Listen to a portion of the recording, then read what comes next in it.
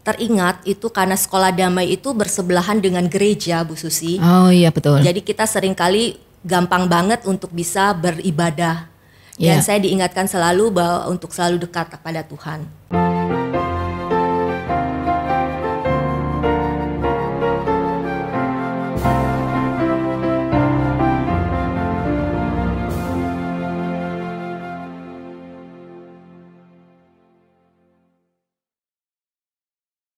Halo Sobat YBHK dimanapun Anda berada, apa kabarnya? Salam sehat selalu dimanapun Anda bersama keluarga. Saya Agnes Sulawati dari SMA Damai, Persekolahan Uni Damai, dalam acara podcast ke-37 dengan tema ketangguhan dan kerjasama. Ceritakan apa yang ingin Anda ceritakan karena sukses adalah hadiah bagi mereka yang tangguh berusaha. Kali ini saya tidak sendirian, bersama dengan Kak Yasmin, Katarina Yasmina Mekara. Halo Kak Yasmin. Halo Bu Susi. Gimana? Terima kasih sudah hadir di acara podcast YBHK hari ini, sudah meluangkan waktu di tengah-tengah kesibukannya. Pada hari ini kami akan persilahkan supaya lebih lengkap, jelas, karena kalau tak kenal maka tak sayang Kak ini. Silakan memperkenalkan diri lebih dahulu. Iya baik, perkenalkan saya Yasmina Mekara. Saya adalah angkatan pertama dari SMA Damai. Saya bersekolah di Damai dari kelas 5 SD, SMP dan SMA. Mungkin demikian perkenalan dari saya Bu. Ya, terima kasih Kak Yasmin. Ya. Sobat milenial, Kak Yasmin ini biasa akrab disapa Kak Yasmin begitu adalah pemilik atau owner dari agensi, 3 perusahaan agensi asuransi di Indonesia. Nanti kita akan berbincang-bincang lebih mendalam tentang tema ketangguhan dan kerjasama.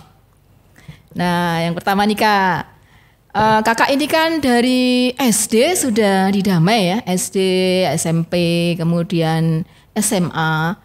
Ya. Nanti kalau ada Universitas Damai kayaknya kakak ini masuk ini Universitas Damai ini. Waktu itu kita sempat berlelucon kalau ada Universitas Damai masuk, saya masuk SMP ya, nomor 1 daftar.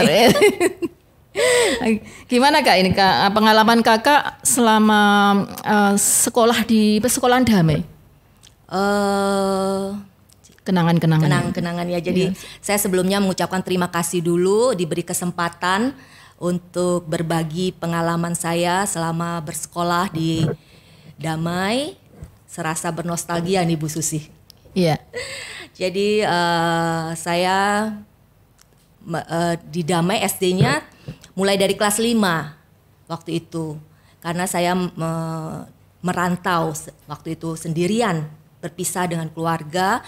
Karena orang tua saya berharap saya memiliki pendidikan yang lebih baik, karena menurut orang tua saya pendidikan di kota lebih baik dari di daerah saya waktu itu.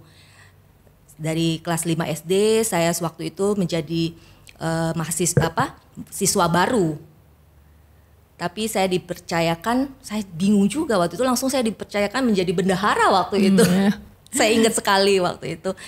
Saya senang di sekolah Damai, guru-gurunya baik-baik, teman-temannya juga baik-baik, karena penyesuaian di tengah-tengah tahun pelajaran itu kan nggak mudah ya Bu buat saya gitu. Tapi puji Tuhan saya waktu itu bisa mencapai peringkat 3 besar terus dari SD sampai SMA gitu. Nah, satu hal yang saya juga tekankan buat teman-teman, adik-adik, saya juga senang bisa berorganisasi waktu itu di SMP Damai. Saya aktif di kepengurusan OSIS. SMA juga saya terpilih menjadi ketua OSIS.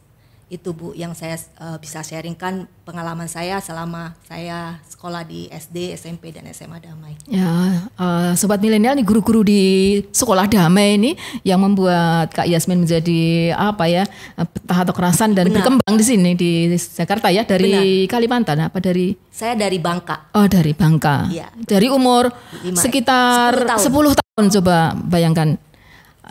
Yang harusnya masih hidup bersama orang tua ya, manja-manja ya. Iya. Sekarang zaman itu sudah mandiri untuk mengejar impian ya. Benar.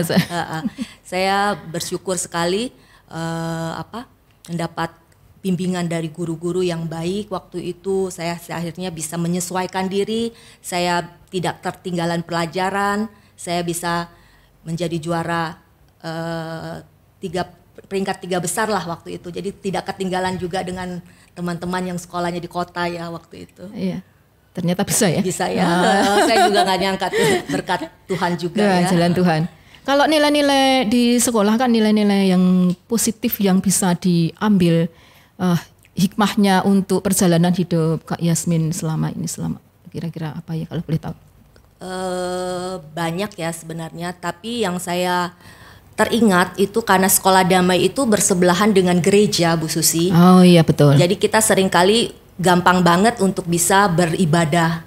Dan saya diingatkan selalu bahwa untuk selalu dekat kepada Tuhan. Apapun yang salah alami, permasalahan pada saat saya masih kecil itu kan ada rasa rindu orang tua atau apa gitu kan, saya bisa berdoa gitu. Itu yang menguatkan saya kira. Ya benar. Terus juga kedisiplinan di sekolah. Kita tahu sekolah-sekolah Katolik itu kedisiplinannya nomor 1 ya Bu ya. Iya betul. Kedisiplinan juga yaitu ajaran cinta kasih, kejujuran yang diajarkan di sekolah. Saya tuh terus terang Bu nggak pernah nyontek selama ulangan, bener. Dan itu sampai sekarang terbawa untuk di dunia kerja ya. Jadi harus itu penting sekali itu. Jujur. Nilai kejujuran. Gitu itu Bu yang saya ingat. Saya nggak pernah nyontek tuh. Oke Bu, itu aja. Iya Kak, terima kasih. Kalau sekarang kan menggeluti bisnis tentang asuransi ya, punya perusahaan sendiri ya, 3 perusahaan. Itu kok sesudah kuliah masuk ke dunia asuransi, kalau kita mendengar kata asuransi, apalagi kaum milenial ini kadang-kadang sudah mulai apa sih asuransi, sudah kayak menutup diri. Tapi berbeda dengan perencanaan finansial, apalagi sekarang ini masa pandemi. Ya. Gimana Kak pertama tertarik untuk menggeluti bidang ini? Ya, saya mulai tertarik itu setelah saya menikah sebenarnya. Sebelumnya kan saya bekerja di perbankan, terus suami punya usaha sendiri, tapi karena usahanya bisa dikelola oleh keluarga besar, jadi saya masih ada waktu itu. Jadi anak saya sudah mulai sekolah di taman bermain, awalnya hanya untuk mengisi waktu Bu. Oh iya. Jadi mengisi waktu, tapi maunya waktunya bisa menghasilkan income tambahan, terus tapi fleksibel karena saya masih punya anak kecil, saya nggak mau waktu saya habis tanpa melihat perkembangan anak saya. Jadi saya bisnis asuransi ini menurut saya bisnis yang waktunya fleksibel dan saya coba waktu itu. Iya, jadi bisa mengurusi keluarga, anak-anak, juga melihat perkembangannya itu yang penting ya Kak ya. Melihat perkembangan anaknya, kemudian di satu sisi ya mengembangkan bisnis asuransi dan menghasilkan income yang luar biasa sampai sekarang ini suksesnya. Iya, puji Tuhan karena berkat saya rasa itu juga campur tangan Tuhan yang luar biasa. Iya, terima kasih. Kalau perjuangan Kakak dari kan bisnisnya kan dari nol ya? Benar. Dari kan keluar dari bank ya, yang sudah mapan notabene ya. Kemudian memutuskan untuk berhenti dan mulai dari nol itu tidak mudah loh, tidak gampang saya kira pemirsa juga ya. Iya benar. Bagaimana ini perjalanan karirnya ini, bisnis terutamanya? Benar. Dari awal bisnis asuransi ini kan awal mulanya ya Bu ya. Kan nggak seperti bisnis yang ada barangnya ya Bu ya. Iya betul. Ada barangnya, kita gampang untuk memasarkan, tapi ini kita menjual suatu konsep gitu kan. Dan kata orang bisnis asuransi adalah bisnis penolakan. Kita harus siap ditolak dan itu memang tidak ketangguhannya di situ. Iya benar, harus gigih di situ. Itu saya petik kegigihan, saya dari kecil sudah berani untuk meninggalkan keluarga karena kepercayaan orang tua saya untuk mau memberikan saya pendidikan yang lebih baik itu mungkin dan lingkungan sekolah yang kondusif yang membuat saya menjadi pribadi yang tangguh itu berpengaruh sekali dengan bisnis yang saya jalani karena ya tadi itu bisnis asuransi ini tidak mudah Bu. Iya. Tapi saya berjalan ini bersama suami itu dari 2003 kami. 2003. Iya. Sampai sekarang 9 akhirnya tahun ya. 19 19 tahun ya, Iya, luar 19 biasa. tahun. Itu dari menjadi nasabah atau bagaimana? Iya, awalnya 2002 saya nasabah. Dari nasabah. Nasabah, dan yang memprospek saya itu mengatakan bahwa ini bisa menjadi suatu profesi juga. Saya coba waktu itu. Saya ikut trainingnya, saya coba praktekkan apa yang saya dapat selama ikut training. Saya menjalankannya juga dengan waktu itu sungguh-sungguh menggunakan kendaraan umum waktu itu masih Ya, saya. dari merintis karirnya. Ya, karena waktu itu kendaraan kami baru satu, jadi suami mendukung tapi nggak mendampingi. Jadi saya ikut naik shuttle bus dulu dari komplek perumahan kami di BSD Kuningan waktu itu. Sampai sekarang punya tiga perusahaan, 3 Iya. kantor dengan karyawan dan stafnya Iya, ya. staf kami ada belasan, ada leader kami ada puluhan leader dan ratusan agent. Ya. Kemudian kalau sekarang kan juga banyak tantangan-tantangan ya. Saya kira setiap pekerjaan dimanapun itu berada banyak tantangan. Kira-kira tantangan yang paling menyulitkan, yang paling besar yang dialami Kak Yasmin ini apa ya? Atau mungkin di perusahaan satu dengan perusahaan dua berbeda, dari kantor satu ke kantor dua gitu. Tantangannya dalam mengikuti pekerjaan yang saya geluti ya, saat yang ini saat ya. ini digeluti, yang susah sekali. Nanti bisa untuk pembelajaran bagi generasi muda untuk tidak pantang menyerah. Iya. Ada yang bisa dibagikan. Iya, jangan takut malu. Menurut saya kalau di bisnis kami ini ya, nggak boleh malu. Terus jangan malas. Karena kalau kita udah malu, nggak bisa ketemu orang. Karena kita harus ketemu orang terus, ketemu orang baru, beradaptasi. Itu jadi tantangannya seperti itu menurut saya. Jangan malu, jangan malas. Jangan malu dan malas, jangan pantang menyerah. Pantang menyerah, ya? Pantang menyerah. Karena kita nggak ada barangnya, kita jual konsep. Ya, apalagi di masa pandemi ini ya. Oh, kalau di masa pandemi ini benar. Ada lagi tantangan di masa pandemi, khususnya masa pandemi banyak pemutusan hubungan kerja ya, Bu. Iya. Jadi income turun ya, setiap pendapatan keluarga bisa turun. Jadi, bahkan tidak mempunyai sama sekali. Iya, belum tentu mereka menjadikan asuransi itu prioritas pertama mereka. Iya. Tapi di sini saya lihat balik semua ini, tantangan itu bisa menjadi peluang, Bu. Oh, bisa. Bagaimana, Bisa. Kak? Saya lihatnya seperti ini, karena di sebagian ada balance-nya, Bu. Di sisi lain mereka yang sebagian tidak bisa mengambil asuransi karena kebutuhan primernya belum tercukupi, dia tunda. Tapi di sisi lain yang merasa lihat dengan adanya pandemi ini biaya rumah sakit tinggi sekali, Bu. Iya, karena banyak tertular virus COVID itu COVID ya, kan Bu, banyak sekali yang tertular. Nah, COVID itu mahal sekali biayanya. Iya, obat-obatannya. Dan asuransi sekarang menyesuaikan diri dan mengcover itu semua. Dan akhirnya bagi kami para tenaga pemasar ini melihat ini sebagai suatu peluang karena mereka semakin aware akan pentingnya asuransi. Sehingga ada balance gitu, Bu, tetap ada, bisa jalan. Menurut saya ada income ya, Ya, ada pemasukan dari perusahaannya tetap eksis ya, tidak pemutusan hubungan kerja. Tidak ada malah. Tidak ada pemutusan hubungan kerja, luar biasa sekali. Iya. Di tengah-tengah pandemi Covid yang cukup lama 2 tahun. Iya, tidak ada pemutusan hubungan kerja kerja sama sekali. Ya, jadi jadikanlah sobat milenial bahwa di tengah-tengah tantangan atau cobaan atau apa ya, suasana yang tidak menentu, kadang-kadang kita menyerah, tapi ternyata ada peluangnya di sana ya. Benar. Kalau kita kreatif ya. Benar. Dan perusahaan kami pun melihat itu juga sebagai peluang, di mana sekarang pada saat pandemi kan kita tidak bisa tatap muka ya, Bu ya. Iya. Tapi kita tetap bisa closing dengan teknologi yang ada. Jadi perusahaan kami mengembangkan itu dengan menjadikan closing virtual, Bu. Jadi jadi tanpa perlu tatap muka kita bisa closing. Digital marketing sekarang istilahnya ya. Jadi yang sungguh efisiensi dari segi tenaga, biaya, waktu, benar, dan kecepatan lebih cepat ya. Iya, lebih cepat semuanya. Jadi Kalau ada positifnya, Bu. Ada positifnya ternyata. Jadi kita memang harus mengikuti perubahan situasi atau zaman Ya, supaya kita bisa berkembang perusahaan kita atau bisnis kita ya. Benar. Kalau zaman dulu kan ibaratnya kalau kita pintar membuat kue, kemudian kita harus jajakan satu persatu ke rumah-rumah. Kalau sekarang kita pakai dunia marketing, digital marketing, bisa langsung punya kesempatan dan pembelinya bisa lebih banyak dan jangkauannya lebih luas. Ya. Jangkauan lebih luas. Ya, benar. Jadi itu sisi positifnya ya. Sisi positifnya. Kemudian ini tantangan pekerjaan di masa pandemi tadi ya, puji Tuhan tidak ada pemutusan hubungan kerja ya. Benar. Jadi semoga di hari-hari berikutnya tetap selalu eksis.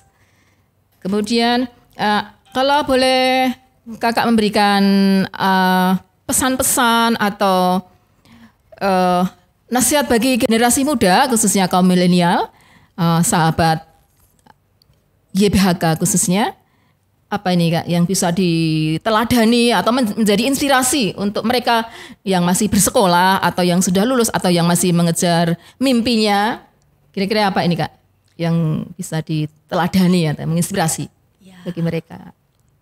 Baik, saya berusaha untuk memberikan inspirasi atau pesan buat adik-adik, sobat YBHK dan generasi muda. Jadikan masa lalu bukan suatu masalah untuk kita. Apapun masa lalu kita, jadikan suatu kekuatan. Yeah. Dan yang penting untuk masa depan yang kita raih, yaitu apa yang kita lakukan sekarang, bukan masa lalu yang kita jadikan masalah. Waktu itu kan saya punya masalah dengan keadaan berpisah dengan keluarga. Masih kecil, masih 10 tahun. 10 tahun, masa lalu itu bukan jadi masalah buat saya, tapi untuk mencapai cita-cita kita, untuk mencapai masa depan yang lebih baik, kita lakukan apa yang kita bisa lakukan sekarang ini. Dan kita harus mau terus belajar, jangan berhenti untuk belajar, jangan pernah menyerah juga, terus berusaha, gigih, tangguh dan juga kerjasama itu ternyata sangat satu lagi penting ya dalam dunia kerja juga ya. Nah, bisnis perlu saya kembali ingatkan, kami bisa mempunyai bisnis sampai 3 kantor itu tidak dengan satu persatu kita menjual produk atau program asuransinya, tapi justru dengan membangun jaringan atau network atau teamwork. Jadi itu diperlukannya kerjasama. Nah itu saya dapatkan pada saat saya berorganisasi di sekolah dulu. Dan saya sarankan juga adik-adik, aktiflah dimanapun kalian berada. Itu berguna sekali untuk masa depan, untuk dunia kerja nantinya. Ya, Sobat Milenial, jadi kalau ada kesempatan silahkan untuk masuk di organisasi yang positif, misalnya OSIS, organisasi seni ya. Seni. Kemudian olahraga, dikembangkan minatnya, siapa tahu menjadi atlet atau juara ya. Jadi untuk nanti bermanfaat dan sangat dibutuhkan dalam dunia kerja ya karakter itu ya. Benar. Supaya tidak pantang menyerah ya tadi ya. Karena saya juga punya pengalaman dulu pernah mengikuti training-training itu Kak. Ya. Training asuransi. Nah, pernah saya waktu itu masih kuliah. Terus mengisi waktu dengan teman, sudah ikut pelatihan. Sudah ikut pelatihan. Waktu itu masih face to face ya di suatu kantor ya. Kemudian saya menerapkan apa yang diajarkan, ternyata memang memprospek orang itu tidak mudah dan memang tidak boleh malu ya. Kemudian terus-menerus dan tidak closing.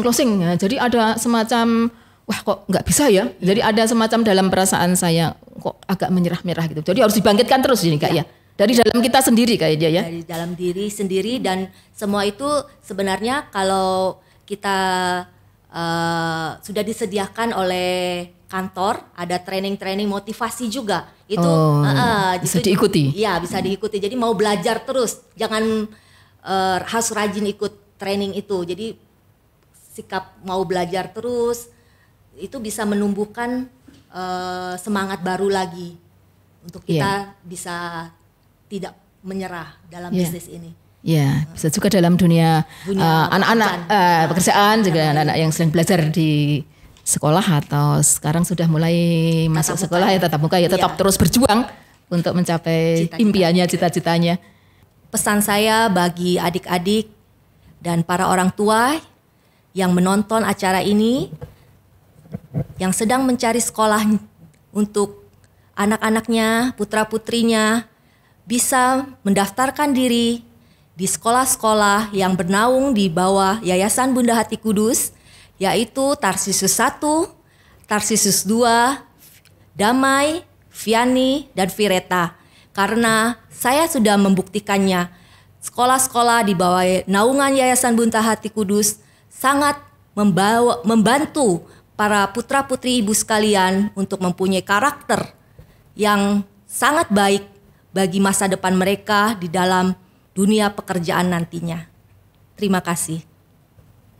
Nah, Sobat YPHK, kesimpulan dari bincang-bincang kita kali ini adalah bahwa ketangguhan dan kerjasama dalam hidup kita diperlukan untuk masa depan kita. Karena masa depan Anda dipersiapkan mulai hari ini. Oleh karena itu, jangan lupa gantungkanlah cita-citamu setinggi langit dan bermimpilah setinggi langit. Karena kalau Anda akan jatuhnya ke bintang-bintang. Maka dari itu, pada kesempatan ini kami akan undur diri. Saya Susi dan saya Yasmin. Sampai ketemu lagi dalam podcast yang akan datang. Terima kasih.